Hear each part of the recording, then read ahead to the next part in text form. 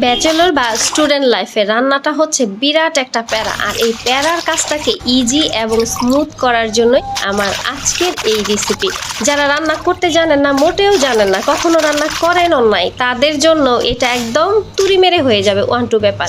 এত সহজ আর এত কি বলবো, চোখ বন্ধ করে রান্না করে ফেলতে পারবেন। তো আমার এই রেসিপিটিতে খুব সিম্পল জিনিস ব্যবহার করেছি, কিন্তু এটাতে আপনার পুষ্টিগুণ অটুট থাকবে। যেমন আপনি ভেজিটেবলটাও পাচ্ছেন, সেই সাথে পাচ্ছেন আমিষ বা প্রোটিন যেটাই বলেন। এই রেসিপিতে দিয়েছি কলমি শাক। কলমি শাকটা অ্যাভেলেবেল পাওয়া যায়, এটার পরিবর্তে কিন্তু আপনি পাট শাকও দিতে পারেন অথবা পুঁই শাকও দিতে পারেন, শাকের ক্ষেত্রে কোনো সমস্যা নাই। আর নিয়েছি মসুর ডাল। মসুর ডাল তো যে কোনো জায়গায় মুদির দোকানে গেলেই আপনি পেয়ে যাবেন।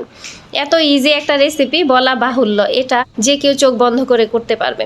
আমরা কি করি, বাচ্চাদেরকে পড়াশোনার জন্য এতটাই ওরা ব্যস্ত থাকে, ওদেরকে কখনোই রান্না বান্নার কাজে শিখায়ও না এবং আসতেও দেই না, বরং আরো মুখে তুলে খাইয়ে দেই। যার দরুন দেখা যায় পড়াশোনার খাতিরে হলেও যখন দূরে যেতে হয়, মেসে থাকতে হয়, অথবা জবের খাতিরে হোক, যাই হোক, বাসা থেকে বেরোতে হলে যখন প্রয়োজন হয় নিজে রান্না করে খাবার, ওরা কিছুই পারে না, দুনিয়াটাই দুর্বিষহ লাগে। তখন পেটে যদি খাবার না পড়ে তখন কি শান্তি আছে?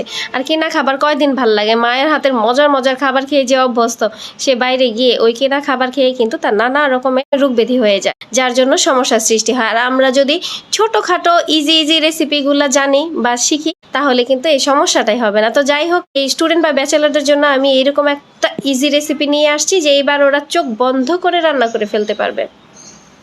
তো রান্না তো করতে পারবে, আর এই রেসিপির যে ইনগ্রিডিয়েন্ট, সেটাতে কিন্তু প্রচুর পরিমাণে প্রোটিন, আমিষ, আপনি ভিটামিন মোটামুটি সবই পেয়ে যাচ্ছেন। তো আচ্ছা, কিভাবে রেসিপিটা তৈরি করলাম দেখেই নিচ্ছেন অবশ্য, তারপরও আমি আপনাদের সুবিধার্থে বলে দিচ্ছি। এখানে যে শাক দিয়েছি, শাক ওই বললাম কলমি শাকের পরিবর্তে আপনি অন্য শাকও ব্যবহার করতে পারেন। ধুয়ে পরিষ্কার করে তারপর কেটে নিয়েছি কুচি কুচি করে। এরপর মসুর ডালটাকে ধুয়ে নিয়েছি। ধুয়ে একই সঙ্গে, মানে যেই কড়াইয়ে বা প্যানে যেটাতেই রান্না করব, সেইটার মাঝে কিন্তু শাকের উপর ডাল দিয়ে দিবেন।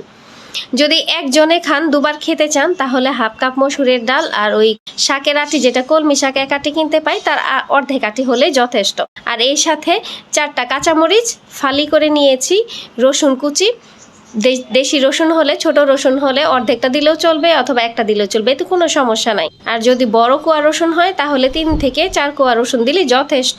আর 2টা পেঁয়াজ একসাথে কুচি করে সবাই একসঙ্গে পরিমাণ মতো লবণ এবং 1 চামচের 4 ভাগের 1 ভাগ হলুদ, আর হচ্ছে সরিষার তেল স্বাদ মতো, বাস এইটুকুই মাখিয়ে নিয়ে চুলায় চাপিয়ে দিন। তারপর শুধু রান্না হওয়া পর্যন্ত অপেক্ষা করুন। ও আচ্ছা, একটা জিনিস মিস করে গেছি, যখন এটা মাখাবেন, মাখানোর সময় 1 কাপ পানি ব্যবহার করবেন। 1 কাপ পানি দিবেন, এর থেকে বেশি দেওয়ার দরকার নেই, কারণ এই রেসিপিটা হবে মাখো মাখো। তো রান্না হয়ে গেলে তারপর মজা করে খেয়ে ফেলেন। মানে মাখো মাখো যখন সিদ্ধ হয়ে আসবে, দেখে তো বুঝতেই পারবেন ডালের দানাগুলো যেন আর ভিতরে বীজ ভাব না থাকে, তার মানে সিদ্ধ হয়ে গেছে।